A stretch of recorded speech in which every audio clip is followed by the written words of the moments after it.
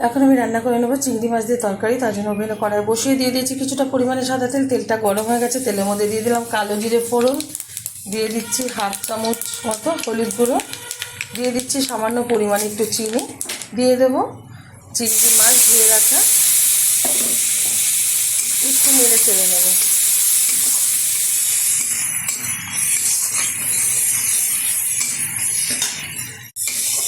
চিংড়ি মাছটা হালকাভাবে ভেজে নিয়েছি। এখন দিয়ে দেবো এর মধ্যে কিছুটা সবজি, যেরকম নিয়েছি আলু, বেগুন, কাঁঠালের দানা আর গাঁটি কচু, ভালো করে দিয়ে পরিষ্কার করে নিয়েছি।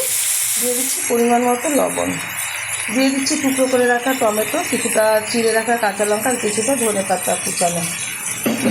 সবগুলো উপকরণ খুব ভালোভাবে একটু নেড়ে চেড়ে নেবো তেলের সাথে। আমার এই রেসিপি যদি আপনাদের ভালো লাগে থাকে আপনারা অবশ্যই চ্যানেলটিকে সাবস্ক্রাইব করবেন, লাইক করবেন, শেয়ার করবেন। আর গরম ভাতের সাথে বা রুটি পরোটার সাথে এরকম একবার তরকারি বানিয়ে খেয়ে দেবেন, আশা করি খুব ভালো লাগবে। সবগুলো উপকরণ কিন্তু আমি প্রায় 2 মিনিট মতো নেড়ে চেড়ে নিয়েছি, খাই আছে।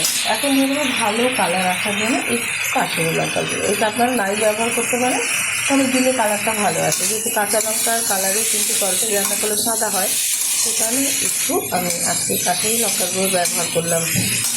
দিয়ে দিচ্ছি খুব অল্প পরিমাণে জল।